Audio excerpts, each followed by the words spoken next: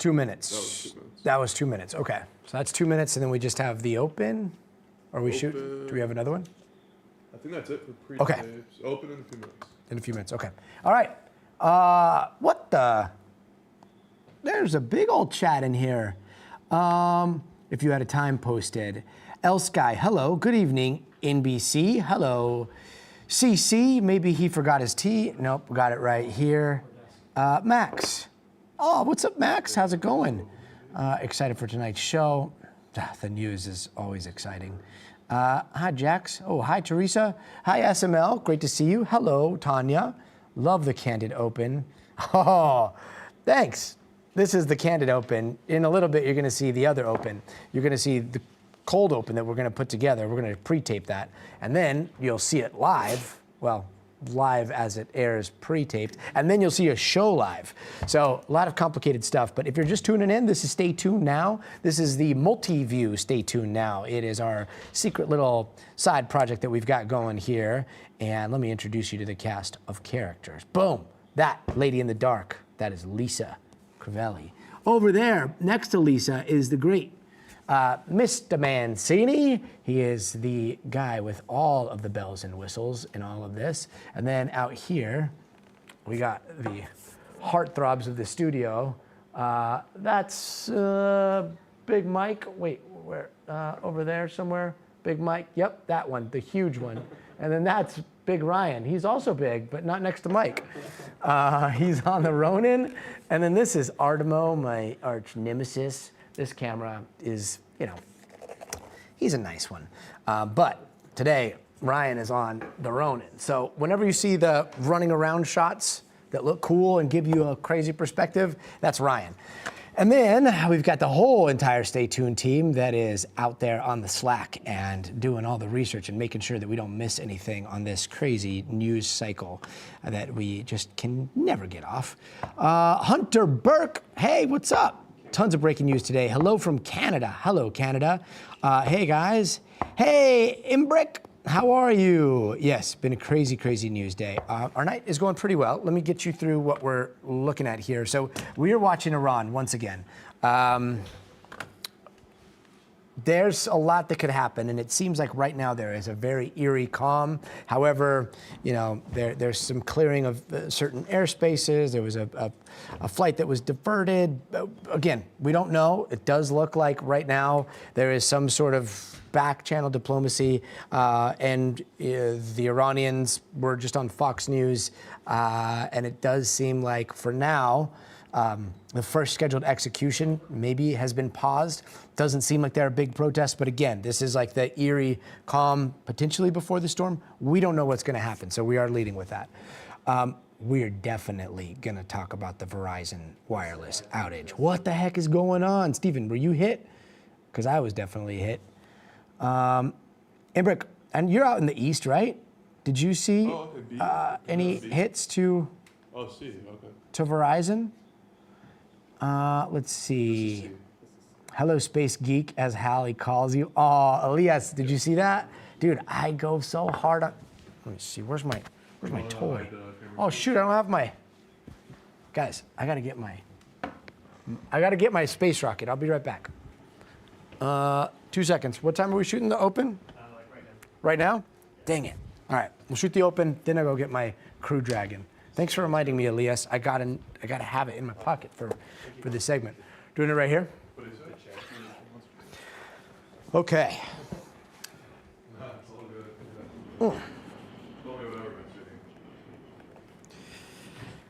Major outages at your station. Yeah, we've been having them. Like, I haven't even been able to talk to Lisa on the phone, although I suspect she might just be call rejecting me.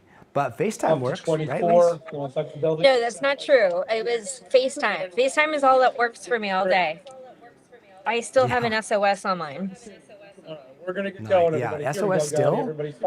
Yeah, still got an SOS.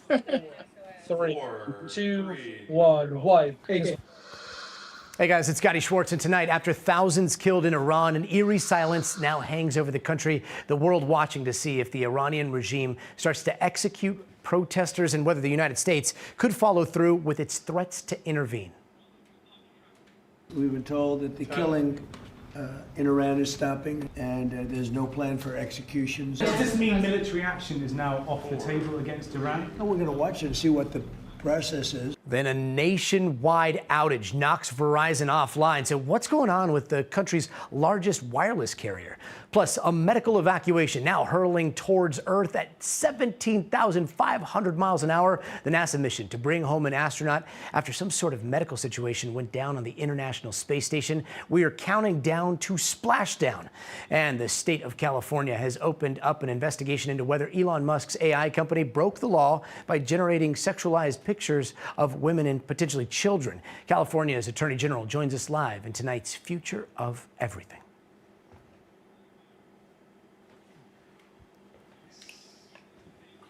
Good. Keeper? Okay. All right, so you guys got a sneak peek. You saw the news before the news starts. In 7 minutes, that's going to air at the top of our show. We just recorded it. And we're making sure that all that edit is squared away. And then we will be off to the races with the rest of the show. But let's go get that rocket.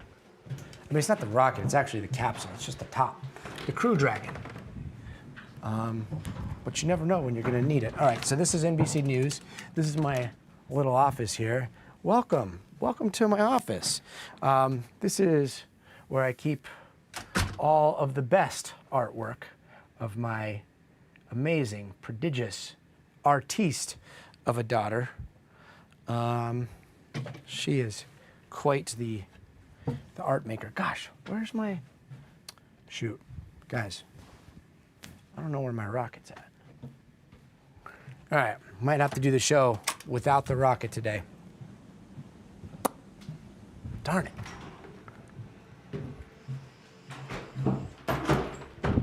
Has anybody seen the Crew Dragon? Did I put it somewhere around here? My little Crew Dragon? Oh, well, all right. Hallie Jackson is the one that gets the coolest use of the Crew Dragon. I'll have to find it later. Anyway, so big Verizon outage, mostly affecting the East Coast. Is anyone else frightened? I have AT&T. I was going to switch to, interesting. Gastando ela passa, aí passou,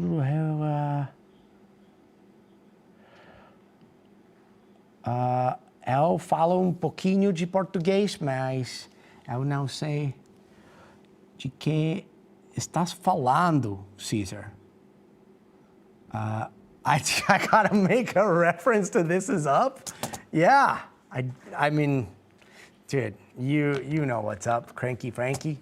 Cranky Frankie, that's a cool name. I thought you had the Crew Dragon, but no. All right.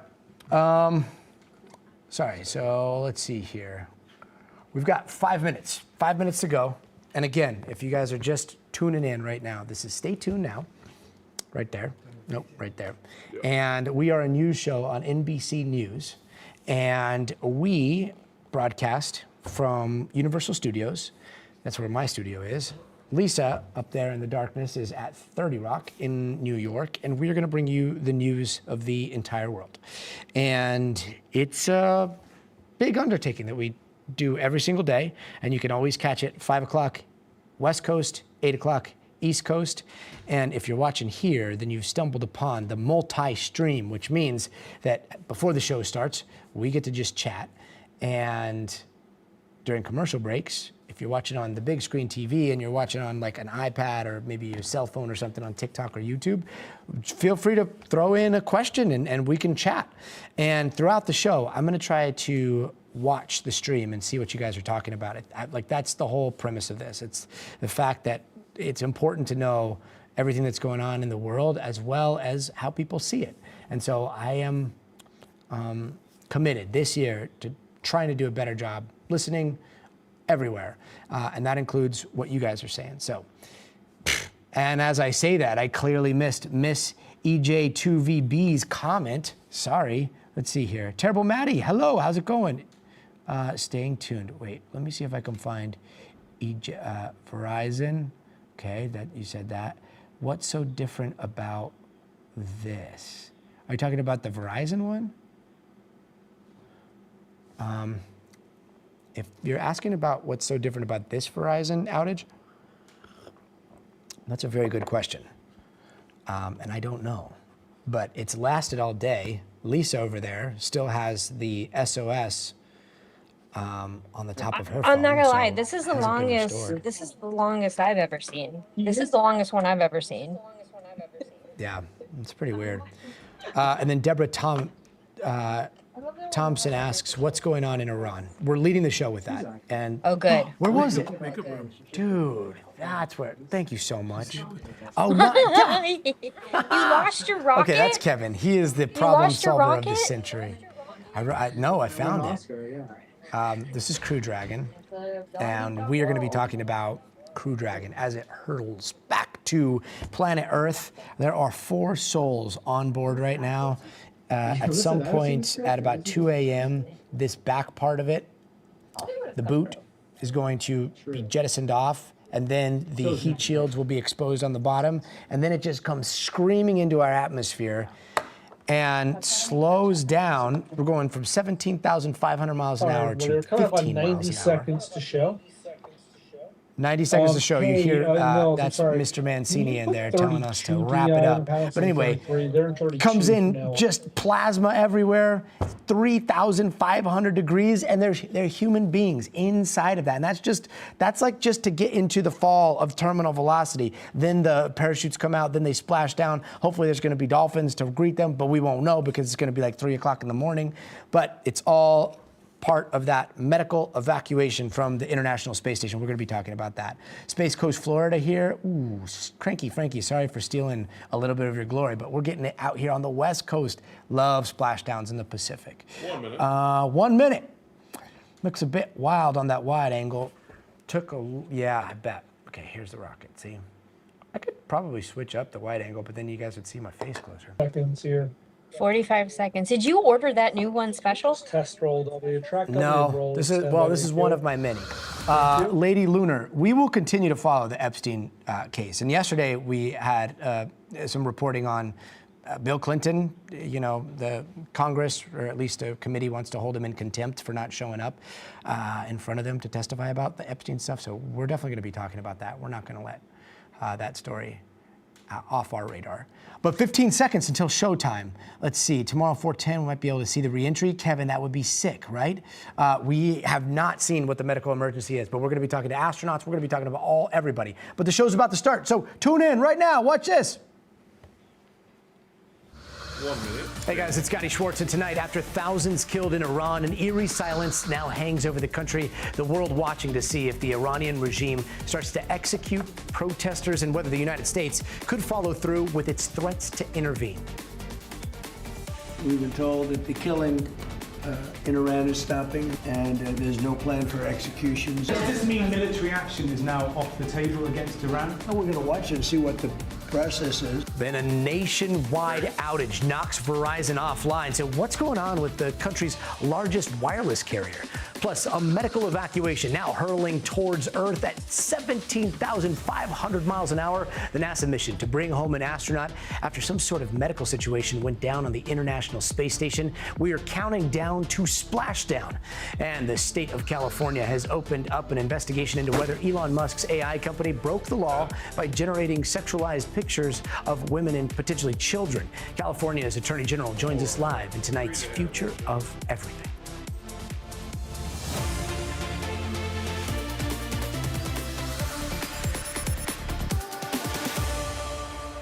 And we start tonight in Iran, this nervous calm after President Trump said the killing has stopped following weeks of deadly protests and over 10,000 arrests. We've been told that the killing in Iran is stopping, and it's stopped, and it's stopping. And there's no plan for executions. I'm sure if it happens, we'll all be very upset. Yeah, the Iranian protester thought to be the first in line for execution appears possibly to have been spared for now. A family member tells Sky News that there has been no official announcement that the 26-year-old has been executed, but human rights groups say the risk remains, quote, very high.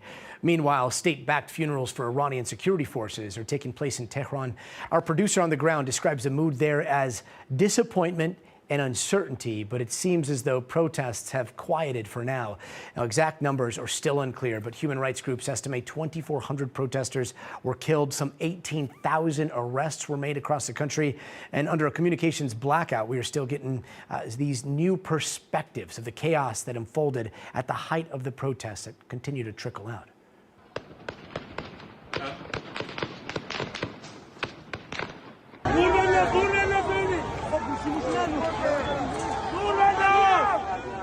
Meanwhile, President Trump has been briefed on military options. U.S. troops have been evacuated from key bases, and Iran is warning it will retaliate if attacked.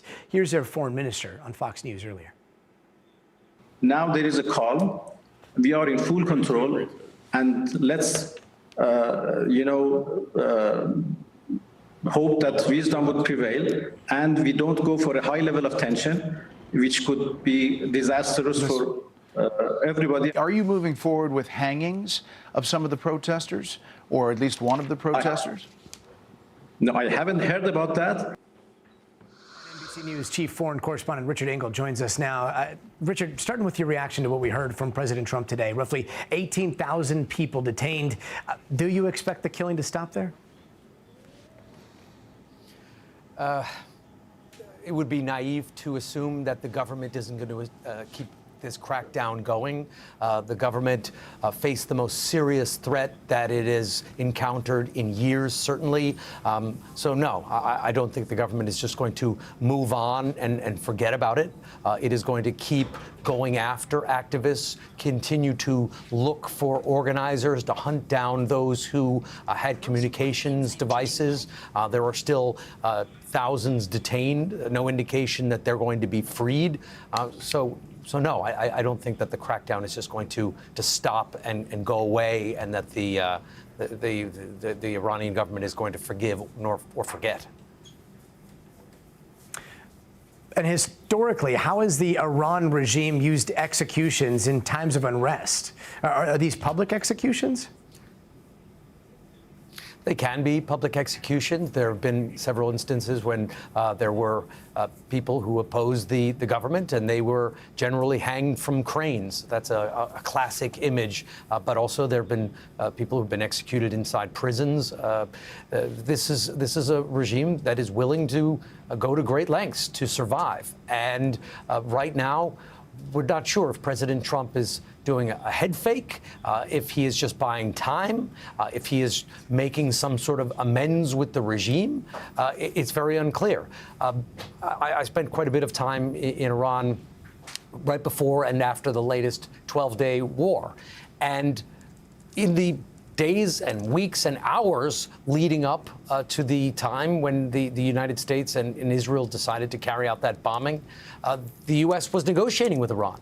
The Iranian foreign minister, who was on Fox today, was sitting down with NBC News when the missiles dropped. So just because he's now saying that he's talking with the Iranians and that the Iranians have stopped the killing and they postponed this execution doesn't mean that the U.S. and Israel and other Arab states have decided to move on and take Iran out of their crosshairs.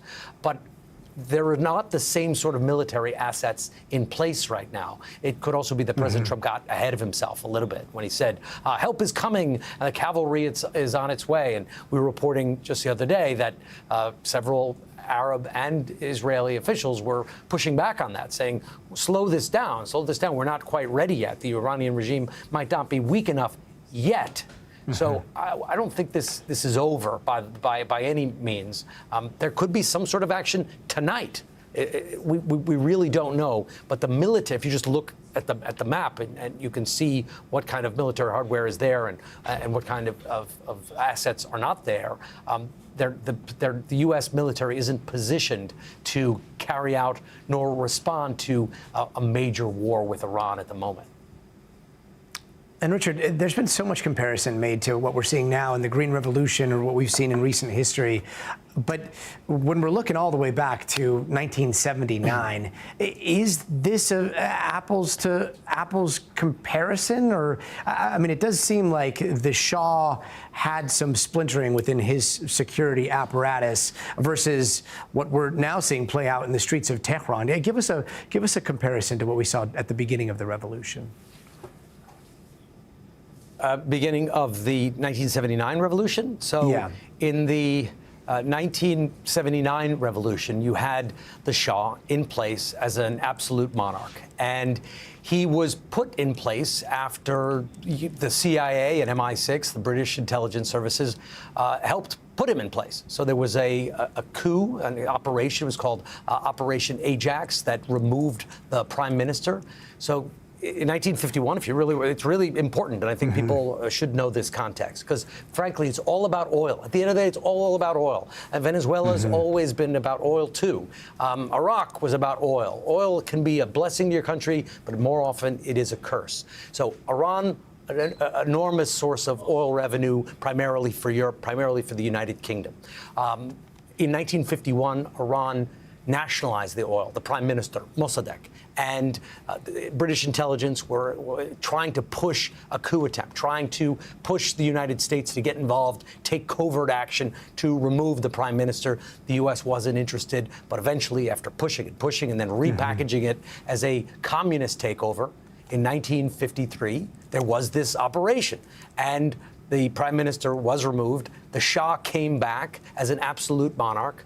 And then there was a period of repression, of excess, and that discontent swelled and became the 1979 revolution, and it became an Islamic revolution when Ayatollah when Ayatollah Khomeini, the predecessor to Khamenei, came in with large crowds and overthrew the Shah's regime. And it was a complete revolution. You went from a monarchy to an Islamic revolutionary system.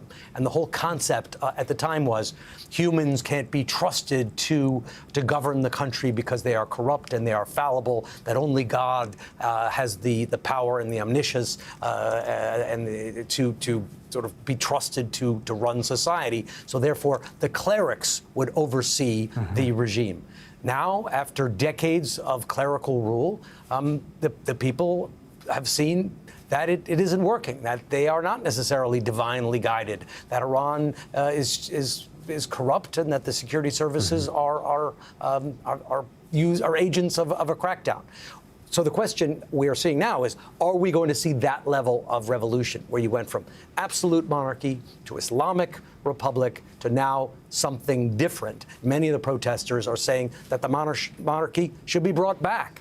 That's why these are profoundly historic days, because you've seen that level of change. That's what's at stake, and it was always about oil, and it's probably still about oil. Yeah, fascinating to see the Pahlavi dynasty once again in play. A pendulum of history, so fascinating. Richard Engel, thank you so much. Now let's bring in Houman Ramaj, NBC News contributor. Houman, great to see you. How real do you think this period of calm is? Is this just a pause being driven by fear? It does seem like this is what the regime wanted, to see a break in these protests. Is this going to last? Well, it's hard to say how long it's going to last. I don't think it's going to last forever. Clearly, the underlying problem that Iran has is still there, the economy to start with, and that's not going away. So, yes, this pause, if you want to call it that, is real. There haven't been any real reports coming out of Iran about any mass demonstrations. There's a very heavy security presence in Iran, in the major cities, certainly. And people have been killed, as we know, in large numbers, and people are afraid and people are traumatized, I would say. But that doesn't mean that they're satisfied, and that the solutions that the government has come up with, which are actually practically nil, are going to be satisfying for the public at large, and that they won't, that these protests won't start up again unless there's some radical change in Iran that satisfies at least some of the issues that the protesters are concerned about. What do you think the likelihood of the regime actually trying to bring about any of those changes is, given everything that we've seen so far? Well, in the past, it wouldn't have been very likely, but I think, the fact that the security forces in Iran and the army and the various military groups in Iran have not defected, have not in any way hesitated to use force, means that the regime is still relatively unified and will continue to crack down if there are further protests. However, there does come a time when those kind of cracks start being seen, because some of those people in the security services have some of the same worries that ordinary people have in terms of the economy. Not everyone is wealthy or is able to enjoy some of the privileges of having a good disposable income. So I think it's hard to say whether the regime is going to do anything in the immediate future, but I think they do understand, the leadership in Iran does understand they have fundamental problems. And realistically, the only way that they can truly solve the problem is to have some form of deal with President Trump, with the United States, which is why you see this kind of outreach saying they want diplomacy, they want to negotiate, they don't want to do it under pressure, they don't want to do it, they don't want to be dictated to, but they understand, you want to call it the regime, the government, the system, they want to see if there's a diplomatic solution so that sanctions can get lifted and so the economy can get back on track, and then they can provide for their people. That's really the only solution. And the problem is right now, we don't know if President Trump is willing to do that. When it comes to that solution, I'm wondering what happens to the 18,000 people that have been arrested. I mean, do you think that we're going to see a pause in executions, or do you think that this is just a matter of time until it reaches a flashpoint again? 120. Well, I think it's a matter of time till it reaches a flashpoint, unless we see some movement in diplomacy. Now, we are hearing about a possibility of a strike by the United States, that Trump may have authorized a strike even as early as tonight. So that's going to complicate issues. We don't know. Okay. Today, President Trump seemed to be backtracking a little bit and saying, well, they've paused, they're not killing anymore, and they're talking about, terrorists and stuff like that, which sounded like he was backtracking from his red line, but it doesn't mean that couldn't just be a feint on his part, and there could be, we've seen movements, airspace has been closed over Iran, so that's going to complicate things a lot. But otherwise, I think, without fixing the economy, without being able to provide for the people, no, these protests will continue. People will come out, and now they're really upset with the regime for what they've done in terms of killing people, and then also, as you pointed out, the 18,000 arrested people. I don't think that they're going to start executing en masse. They've killed en masse. I don't think they're going to execute en masse. That's just probably a step too far, even for them. Homan Majd, thank you so much. And turning now to the Greenland-sized question coming out of the White House. Is the United States actually going to try and buy Greenland or potentially take it over? Well, guess who's in Washington right now? The foreign ministers of both Greenland and Denmark. Vice President J.D. Vance and Secretary of State Marco Rubio met with them today at the White House to talk about U.S. ambitions to acquire Greenland. So how did they go? Here's senior White House correspondent Gabe Gutierrez to tell us all about it. Gadi, it is a massive island in the Arctic, 800,000 square miles, but it is the least densely populated territory in the world. Just 56,000 people live there. And tonight, it's at the center of a diplomatic drama. Officials from Greenland and Denmark met today here at the White House with top Trump administration officials, including Vice President Vance and Secretary of State Rubio. The Danish foreign minister called it a frank but also a constructive discussion. That's diplomatic speak for we really didn't agree on much. He said that President Trump has one view and that they have a different position. Now, President Trump wants the U.S. to control Greenland, though he's been vague about how that would happen. He said today in the Oval Office that the U.S. needs Greenland for national security. NBC News has learned the U.S. Could have to pay as much as $700 billion to buy Greenland. That's according to three people familiar with the cost estimate, which was generated by scholars and former U.S. officials. But Denmark a NATO ally, insists that its territory is not for sale. And it's pushing back on the president's previous comments about there being Chinese destroyers off the coast. The Danish foreign minister says it's simply not the case. And last year, this almost seemed like a sideshow, Gotti, something much of the world might not have taken seriously. But now, just days after the U.S. captured Venezuela's Nicolas Maduro in that stunning raid, it's really unclear what the president's next move will be. Danish officials are planning to put together some high-level working groups to discuss the issue, but the fate of Greenland at this point, Gotti, is anyone's guess. Interesting. Gabe Gutierrez, thank you. And turning now to a raid on a Washington Post journalist by the FBI who says that they had classified material related to Venezuela. In a post on X, Attorney General Pam Bondi writing in part, the Department of Justice and FBI executed a search warrant at the home of a Washington Post journalist who is obtaining and reporting classified and illegally leaked information from a Pentagon contractor. The leaker is currently behind bars. Now, the Washington Post said neither the reporter nor the paper are a target. Let's bring in NBC News legal analyst Angela Sinandela now to talk a little bit more about this raid. So, Angela, when it comes to a classified documents case, what does a warrant let them seize here?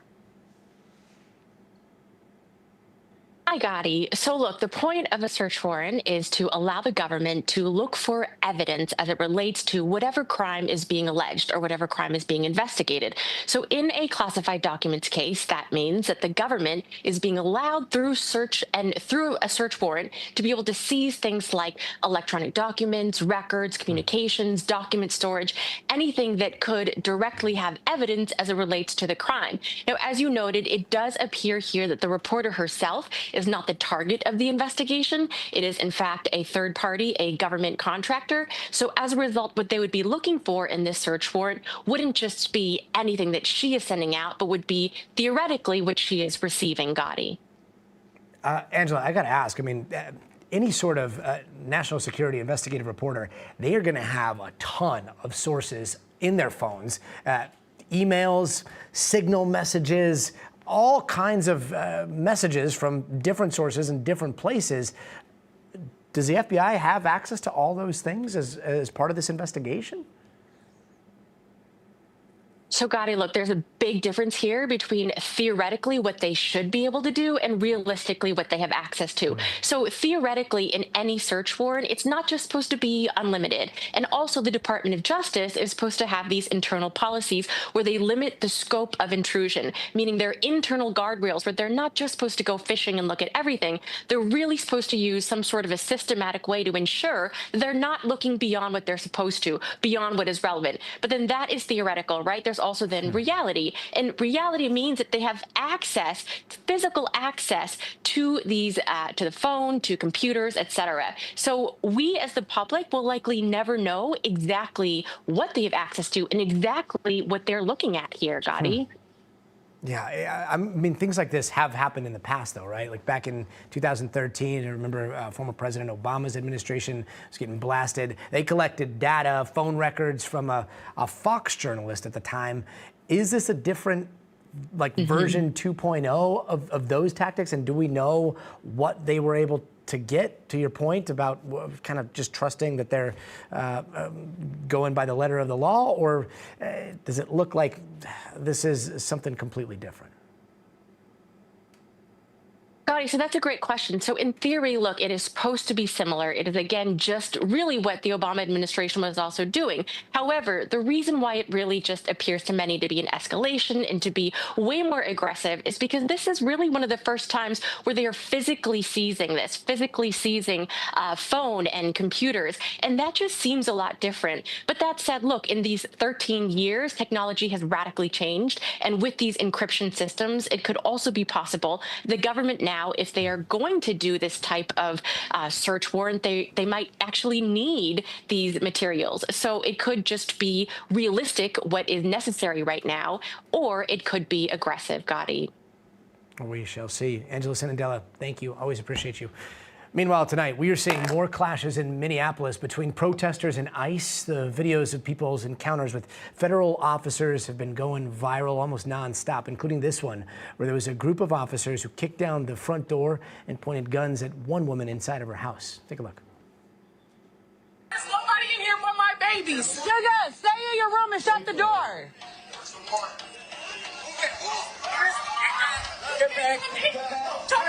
Sis, I'm not even touching nobody. Get your hands off of me.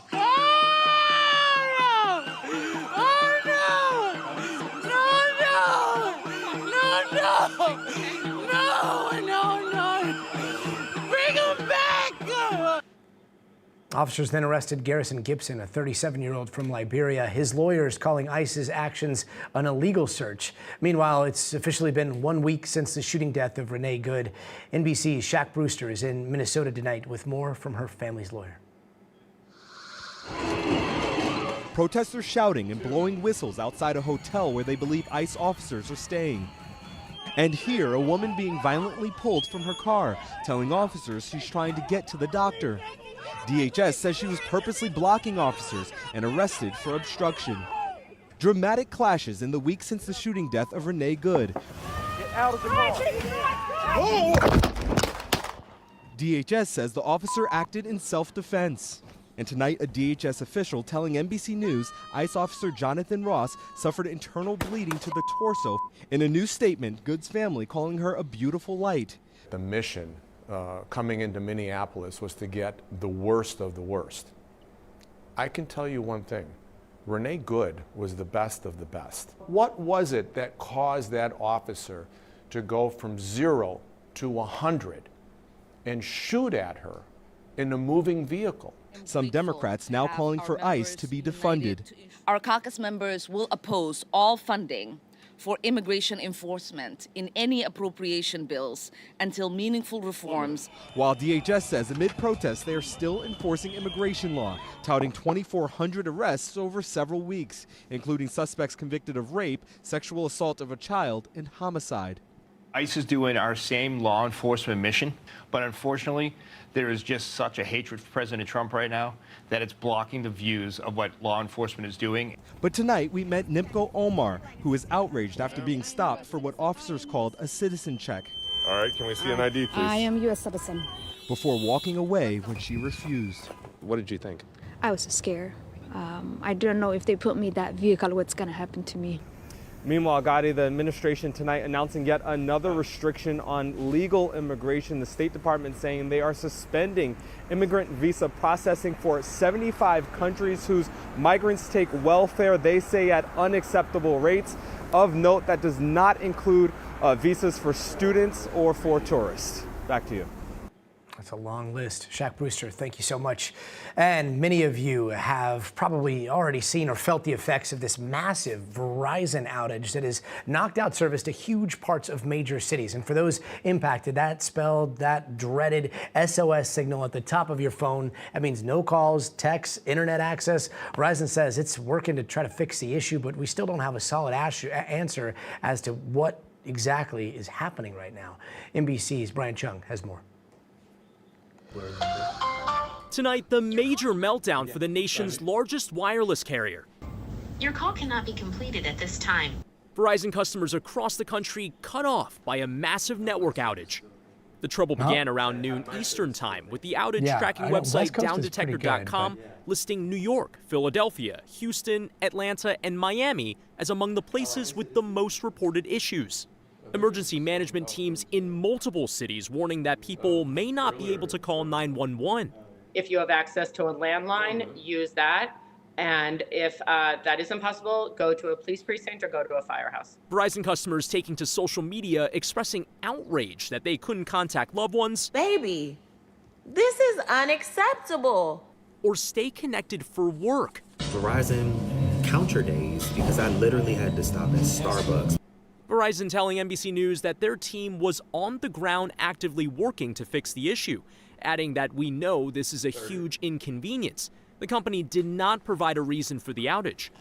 Verizon, with more than 146 million wireless customers, often promotes itself as the most reliable network with its famous catchline, "There's only one best 5G.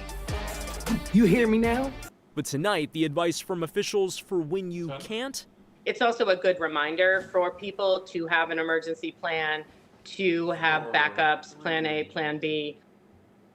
Yeah, always a reminder of how interconnected all this stuff is. Brian Chung, thank you so much. And don't go anywhere. Up next, actor Timothy Busfield facing another allegation of child sex abuse as he appears in court for the first time since his arrest. We've got the latest from Albuquerque.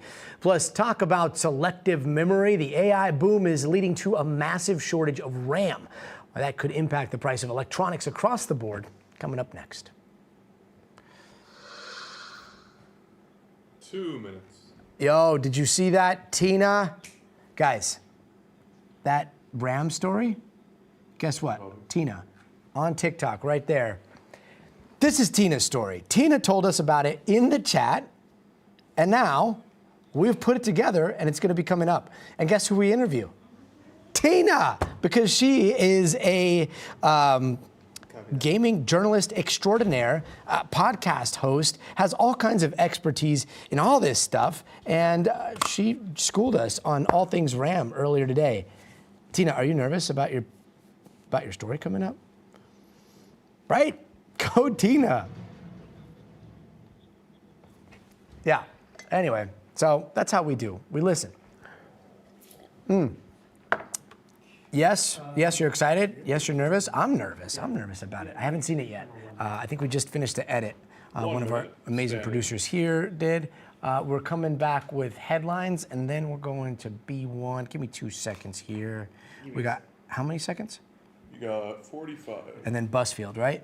So we're going headlines, Busfield, then we're teasing, and then in one more commercial break, we're going. No, 2 more commercial breaks, yeah? Mahan, yeah. So at around 49, at around 5:49 is when we're going to be graced with Tina's presence. 30 seconds. On the run. Okay. Thanks so much, Max. Verizon outage. Yeah, it is just going on. And the second move come around. Let's see. This way, you're saying. 15. Busfield. Yeah, we're getting into that in just a second here.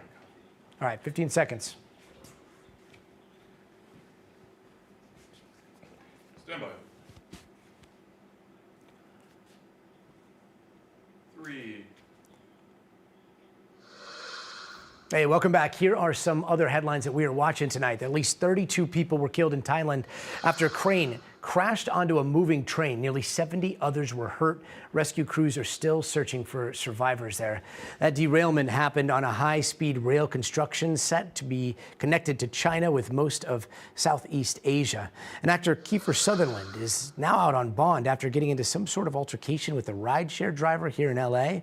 Sutherland was arrested for allegedly assaulting and threatening the driver after attempting to cancel the ride several times. Police say the driver was not seriously hurt, and reps for Sutherland have not responded to requests for comment. And retired race car driver Greg Bilfey's house was broken into shortly after his death. Police say this happened on January 8th, just weeks after the driver and his family were killed in a plane crash. Thieves took about $30,000 in cash, along with the backpack, firearms, and memorabilia. So far, no arrests have been made. And turning now to the case against actor Timothy Busfield, who appeared virtually in a New Mexico court today. The judge ordering Busfield to remain in custody until his case is transferred to district court. Busfield didn't enter a plea to charges of criminal sexual contact and child abuse. And new allegations were also part of this pre-hearing detention, alleging Busfield groped a 16-year-old girl several years ago. And let's bring in NBC News correspondent Dana Griffin, who was in court today in Albuquerque. So, Dana, what happened in court today? No plea was made, but that's pretty common for first appearances there, right? Exactly. This was the first appearance. This was not an arraignment. And essentially what happened was the prosecutor filed a motion for the judge to keep Busfield in jail as these proceedings go on, which could last months, maybe years. And so that triggers a brand new hearing, which will then be transferred across the street to the district court. And they will take up that issue within 5 days. They have 5 days to set a new date. And then from there, the process really gets started. We don't know when the arraignment will happen, but that's when we will likely hear him enter his plea. He hasn't done that so far, but he's already, made it clear in that video that he gave to TMZ that these are lies. He says that he did nothing to those boys and that he plans to fight this. Gotti? Yeah, that's such a different image of him speaking there in that video that he provided, and him in the orange jumpsuit there. What do we know about these new allegations against Busfield by the 16-year-old girl?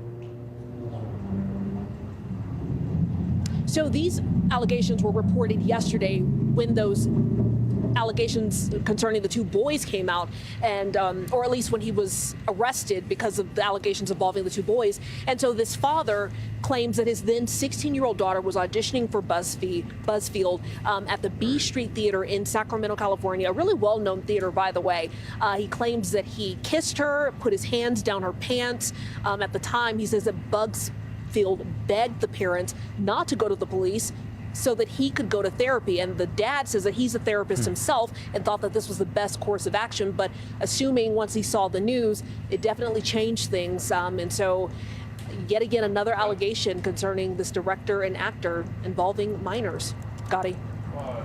Dana Griffith out there in Albuquerque, New Mexico. Thank you so much. And coming up, NASA's Crew 11 making the early trek back to Earth because of a medical issue. A retired NASA astronaut is joining us to break down why this is such a rare event. 3 minutes. All right, three minutes?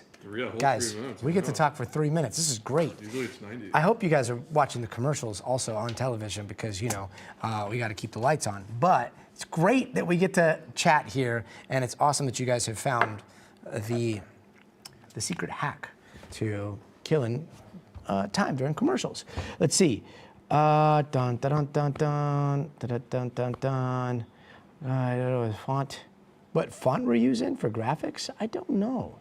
My own conversations with Max. We'll have to listen to that. Jake Gyllenhaal? Yeah. You're getting a Jake Gyllenhaal call out? Yeah, right. Maybe in like Nightcrawler, which by the way is a crazy movie and also like kind of accurate a little bit.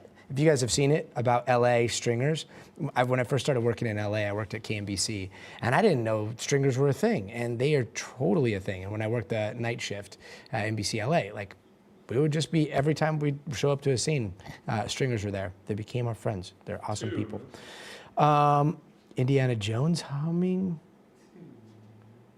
Anthony, what do you know about the Indiana Jones humming? That's interesting. All right, what else? Seriously, guys on your end, somebody is snoring into their microphone. You find out who it is and turn their mic off. Is that me, Lisa? Yeah, I'm not sure what they're hearing there. We were muted, so it wasn't us, because when I read that, I was like, oh, I hope that's not coming from in here. Yeah, I just hummed. Who's on mic in the studio with you there? Is it Big Mike? Big Mike's not snoring. Deborah Thompson, I'm hearing it every 2 or 3 minutes. Somebody starts snoring and then they wake up. Deborah's I don't not know, snoring. but it's not Deborah, I think that might be somebody in your house. Just triple check. Didn't you notice yourself humming? No, I didn't, Anthony Robledo, but that is like the Indiana Jones theme song is what I always do when I get nervous. 45. Dun, dun, dun, that one? Yeah. That's my nervous tick. Okay, so we're going to be talking about space, which is my favorite thing ever. Points if I get to work this into the equation. Okay, let's see it. Nice. Okay, perfect. Okay, and then it's Jose Hernandez, right? Okay. Okay. Awesome, and then just stay here and then walking over to the... Yeah, during a soundbite. Okay.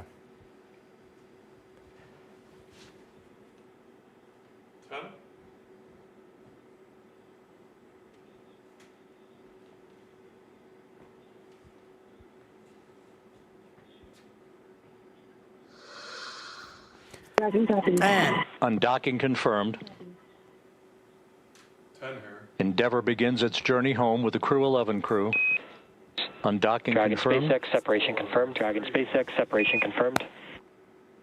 Separation confirmed. Right now, 4 astronauts are hurtling through space, making their way back to Earth after leaving that mission at the International Space Station early. It is the first time in ISS history that we've ever seen this kind of medical departure. The 4 members are members of Crew 11. We've got 2 American astronauts, 1 Japanese astronaut that we know was not medically affected here, and 1 cosmonaut, a Russian cosmonaut. It could be any one of these 3. One of them is having some sort of medical issue, but they're not saying who because of privacy concerns. But NASA's chief doctor says they are doing okay, and right now this is just a precaution. The medical incident was sufficient enough that we were concerned about the astronaut. Now, again, because the astronaut is absolutely stable, this is not an emergent evacuation. And here is the moment of undocking again. Humans drifting off into the abyss of space. Now they are about 3 hours into what's expected to be 10, 11-hour journey back to planet Earth. They're going to splash down early this morning in the Pacific Ocean off the coast of San Diego. Meanwhile, back up in space, there is a skeleton crew now holding down the fort at the ISS. It's 1 American, 2 Russians holding it down to make sure everything is running smoothly, with the Russian this time at the helm.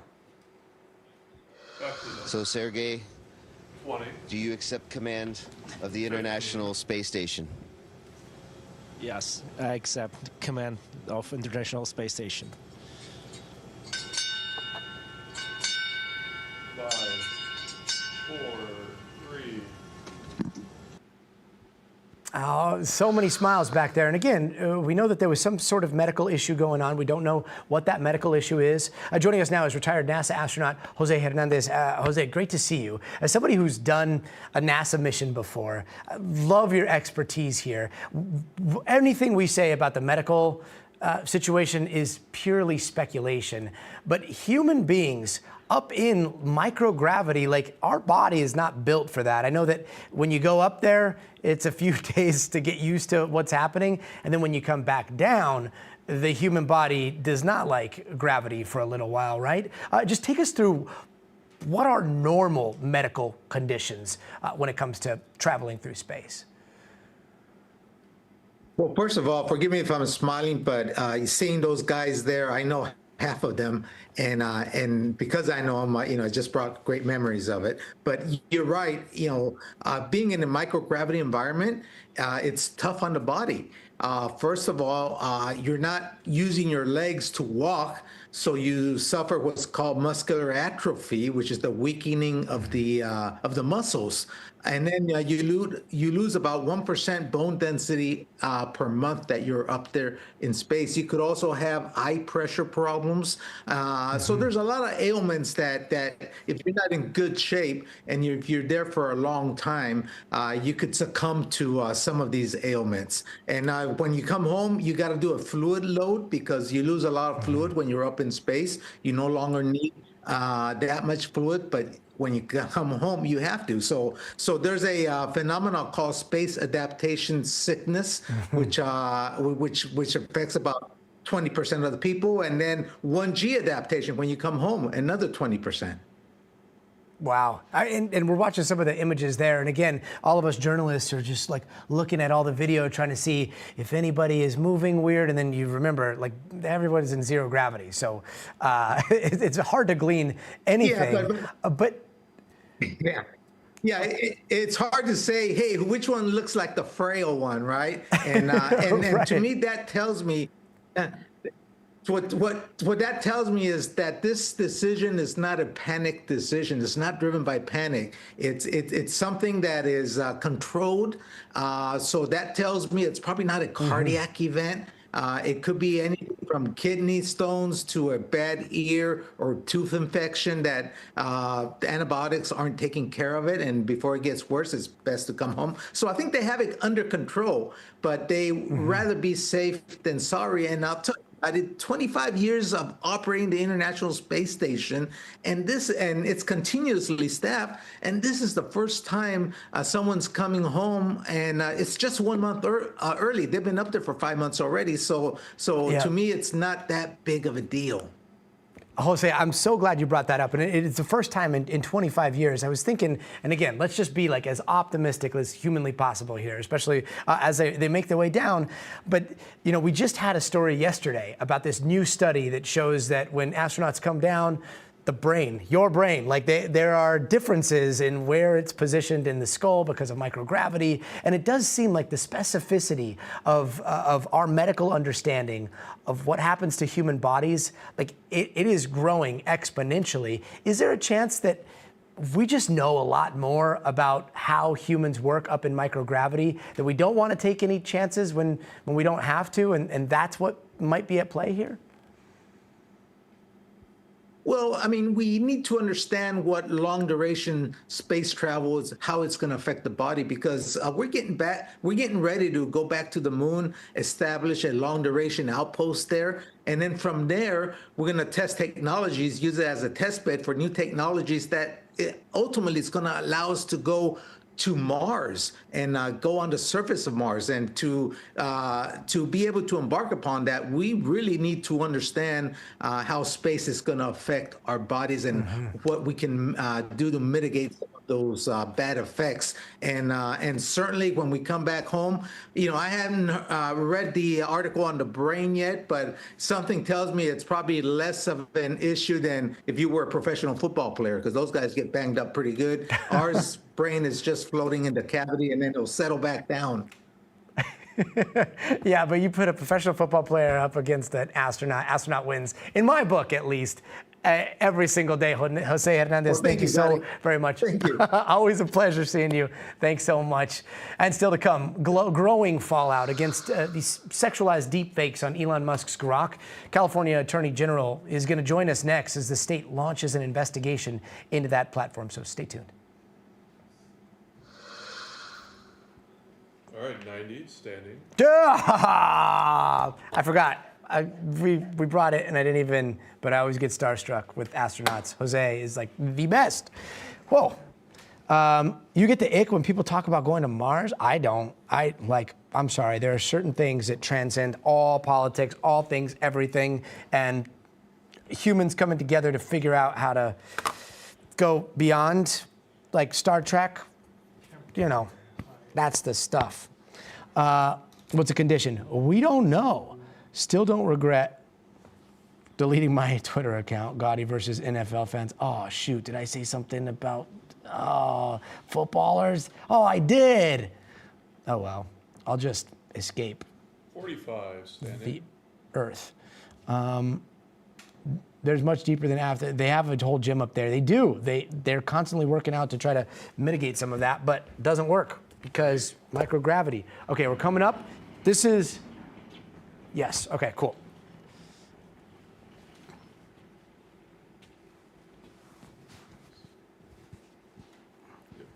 No, but there's going to be a guess in the wall.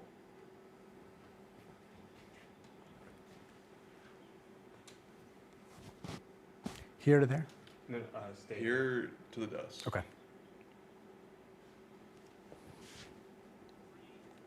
Stand by.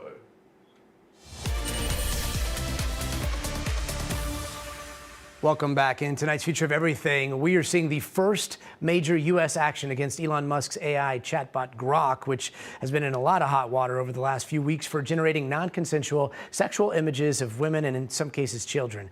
California's Attorney General has launched an investigation into XAI and Grok, saying that the state has, quote, zero tolerance for these intimate images or child sex abuse material. This move comes after a number of other countries have made moves to investigate Grok and X, with some even moving to block the app.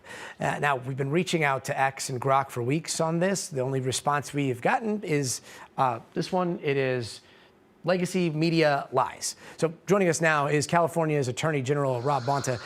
Thank you so much for being with us, Rob. We haven't gotten a specific response to our specific questions, but earlier, Elon Musk posted this on X publicly. He said that he's not aware of any intimate images of minors generated by Grok, and that Grok does not spontaneously generate images. It does so only according to users' requests. When asked to generate images, it will refuse to produce anything illegal, as the operating principle for Grok is to obey the laws of any given country or state. And then he's basically saying that this could be adversarial hacking of Grok prompts. So what do you see here? Seems like a lot of potential excuses, and the Grok works exactly the way it's designed to work. XAI, by design, deliberately, intentionally, has allowed it, permitted it to create sexually explicit, non-consensual images of women and children, period, full stop. We saw them. Whether Elon Musk claims he's aware of it or not, they were on full display for all to see on X and other platforms. And so, 20,000 of them created, not necessarily all of them illegal, but these types of images between just Christmas and New Year, much less what happened since then, and then got put behind a paywall with spicy mode. So I think that XAI designed Grok to do exactly what it's doing. It's not a bug. It's not a failure. It's a feature. It's intentional. And other AI companies are able to prevent these types of images from being created using their product. Why can't Grok? Why can't XAI? They can. They've just chosen not to. And so that's a problem for Elon Musk and XAI, and that's a focus of our investigation that we launched today.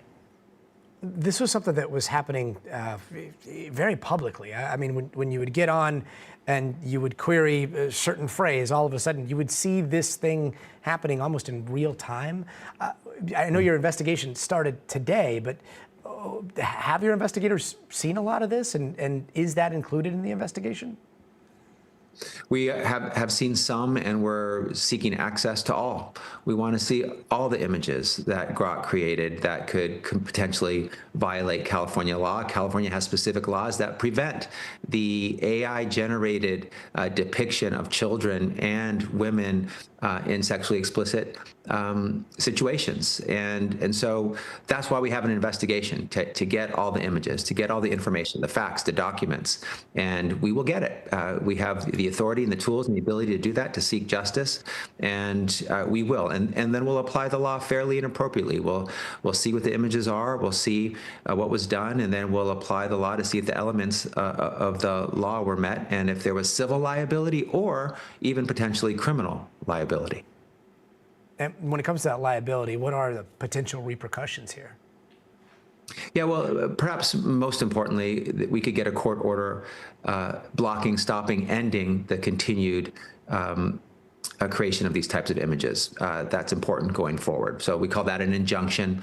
It's a court order ordering this conduct to stop, the illegal conduct. We could also get civil penalties, and under California law, it's $25,000 per violation.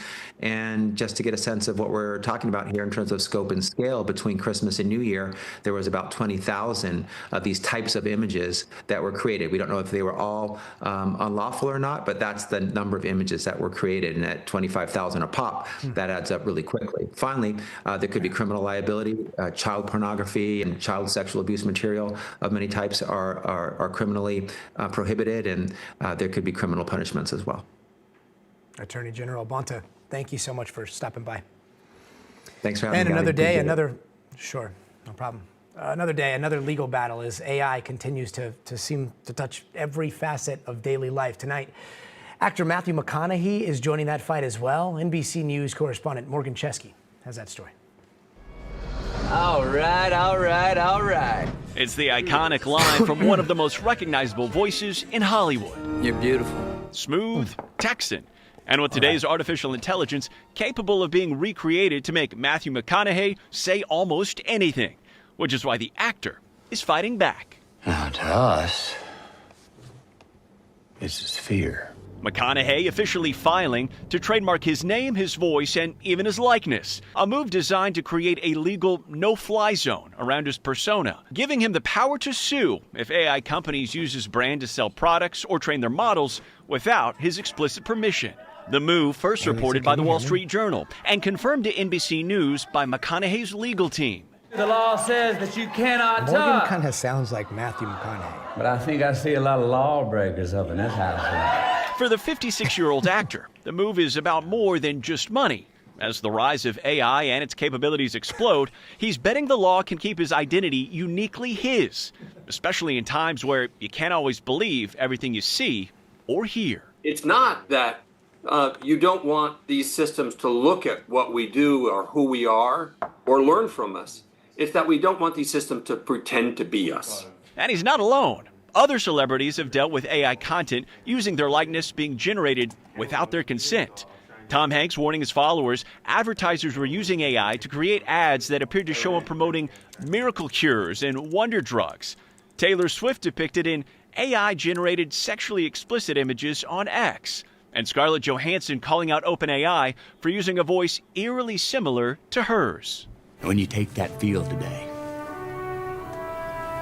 you've got to lay that heart on the line, man. Tonight, the Texan turned star, drawing his own line in the legal sand, ahead of an uncertain AI future. Morgan Chesky, thank you. And turning now to a story that one of our viewers actually brought to our attention. If you're watching us right now on a smart TV or a phone, there's something called RAM, or a type of digital memory that's making sure your video is not lagging, not choppy, but thanks to AI needing a ton of memory chips, there's much less of this RAM available, which could mean some things might get more expensive. Take a look. You can't build your own PC anymore, and if you're thinking about doing so, it's going to cost you an arm and a leg. Memory and SSD prices are absolutely skyrocketing. Across the online community, alarm bells ringing. The AI boom is pushing the world's digital memory to its limits. The data centers keep popping up. I just see the demand growing and growing. As big tech companies race to build massive data centers to power the growing world of AI, they need enormous amounts of specialized memory chips to process all that data. That demand is creating a global shortage of a type of memory called RAM that is critical to run things like your phone or computer. All everyone cares about right now is AI. All businesses turn toward the development of ever greater and bigger and more powerful models, and so they are sucking up all the RAM for those projects. RAM is a device's short-term memory. It's what lets you keep dozens of browser tabs open, play games or stream video without lag, or switch between apps instantly. Think of it this way. If permanent storage is like a filing cabinet, RAM is the desk where you spread out what you're actively working on, and AI needs a massive desk. For AI, fast fluid RAM is super important. So the really desirable RAM is all going to AI projects. It is an entire processor. Companies like NVIDIA and Google use AI chips that need HBM, or high bandwidth memory, a faster and more complex type of memory, far more demanding than standard RAM. And as more manufacturers shift from making HBM for AI, there's less memory left for everything else, and it's already jacking up prices. At game studio Gravitywell, CEO Drew McCoy says he bought RAM kits for his team for $700. A couple of months ago, they cost $250, and now they're selling for $1,000. McCoy writes, the RAM shortage is, quote, squeezing us on our development budget. It's squeezing our potential customers on gaming hardware, and it's squeezing our operational costs on servers. RAM is one of those magic components that most people at home do not realize plays a huge role in the way things work, right? Mm-hmm. Absolutely. I think it's something that a lot of people took for granted because it used to be the cheapest thing that you could get, right? AI is taking all the RAM. That leaves less for graphics cards, less for computers, less for phones. Less supply could mean higher prices. We're probably going to see some prices go up in some places, and it's going to be because of these component costs. One of the world's biggest suppliers of memory chips, Micron, said last month it would stop selling memory to consumers, instead redirecting supply towards AI chips. And RAM isn't just in your phone or computer, it's also inside your TV and your car. The shortage rippling across industries. It's definitely impacting all of us now. It's not going away anytime soon. Yeah, fascinating stuff. And again, shout out to our multi-stream chat for bringing us that story. Coming up, it is never too early to get your head in the game for the 2028 Summer Olympics. What you should know about snagging a ticket next. But first, you got to see this. They're world leaders by day, K-pop drummers by night. After serious talks about defense and economics, Japan's prime minister and South Korea's president surprised everyone with a BTS jam session. Take a listen.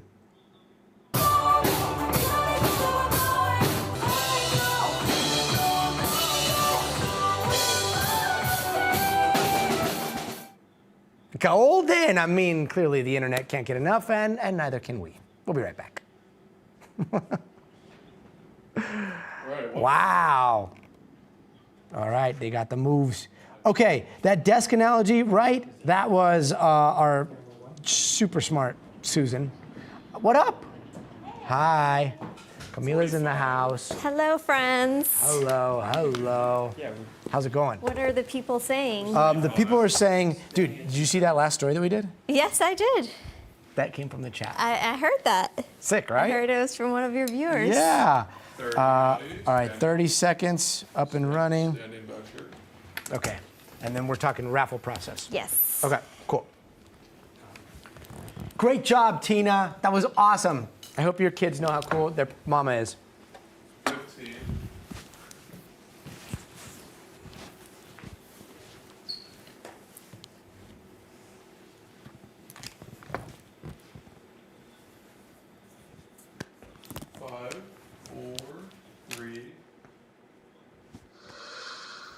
Welcome back. Time is flying. Ticket registration open today for the 2028 Los Angeles Olympics and the Paralympics. Registration was just to enter a raffle for a time window to purchase the tickets starting in April. But when the site first went live, some fans waited an hour to fill out that registration form.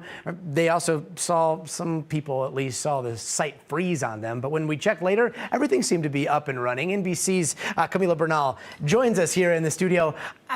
Some hiccups here, but this is all just for the raffle, right? And we have until March 18th to sign up for this draft, it's raffle. Essentially what happened this morning was that I think everybody tried to log in at 7 a.m. Pacific time or 10 a.m. Eastern time, and it kind of crashed the site a little bit. I got an error message, and I did it 2 hours after it started, and I waited about 30 minutes, and just a few moments ago, I asked people in the newsroom, how long did it take you? And they're like 2 minutes at most. Oh, really? So things are going well. Yeah, progress.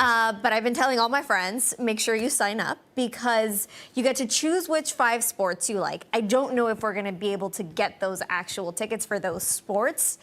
But, you know, come late March, we'll be able to hopefully get selected. You know, we're crossing our fingers, hoping to be the lucky ones that get selected. There is a random draw. Essentially, you get a random time slot. If you live in LA or in Oklahoma City, you're going to get first dibs. Okay, so there's good. going to be an earlier draw for all of us Kind of like Universal here. Studios, like the locals discount? Okay, or at least Apparently, they're preference? playing squash here at the lot. Yeah, so I know, at the lot, right here. I selected squash to maybe get some tickets for that. So you don't get stuck in Olympics traffic, you just come here to work? Exactly. I mean, that would be ideal. So everybody just, you know, crossing our fingers that we'll get it. But we have some time, so register, you know, do it tonight, do it tomorrow, and then we'll find out in March whether we're selected or Oh my not. gosh. How much is this running? So organizers are saying that they want this to be accessible to everyone. So there's 1 million tickets that are going to go for $28. What? Yes. So we don't know what sport or what it is, where you're going to be, but there are 1 million tickets that are only going to be $28. Then 1/3 of them will be less than 100. The rest, we don't know, but likely they're going to get pricey. I'm assuming gymnastics, swimming, maybe, you know, the very popular sports. Tennis, maybe will get a little Surfing. pricier. But wait, so 1 million tickets for $28. Yes. That seems like a steal. You just have to be constantly refreshing at your computer. If you get selected. All right. Something to look forward to, though. Make sure you sign up. I can't wait for that. Can't wait for the flying cars that they're promising. So we'll see. Camila, thank you so much. 2028, right around the corner. That's going to do it for us tonight. I'm Gotti Schwartz. We'll see you tomorrow. But until then, stay tuned to NBC News Now. That's awesome. Thank you. That is Did you do $1 it? million for $28. I haven't done it yet. You have to do Send me the link. Yeah. So yeah, You guys have to do it too. Yeah, tell everybody. Tell your friends, tell your mom, All tell right. your dad. Tell your sisters, everybody. Sign up. And if you don't want to go, just sell me the tickets. Yes, I do. Seriously, we will scout. Yeah, for sure. Especially the squash ones because we're going to need to watch it. I really would love to go to see. I signed up. Swimming. Swimming? I'm coming. I would love to see. Oh, Lisa signed up. She's Yeah, coming. I'm staying at All right, Lisa. Casa de Schwartz. They just don't know it yet. Yeah, right. I'm renting out my Well, house. my kid right now does track and field. Ceremony. Dude, opening and closing ceremonies in LA will be epic. That's gonna Oh, yeah, at the those are old gonna be Coliseum awesome. and the big arena. That's gonna be I sick. wish they still had breakdancing. I know, right? Yeah, because we would be a breakdancing duo. Anyway, thank you guys so very much. Yeah, thanks for watching. Tina, thank you so much for the story. We'll see you guys tomorrow, and you guys are the best. Bye. That's fun. Dude, right? I mean, yes. I'm scrapped.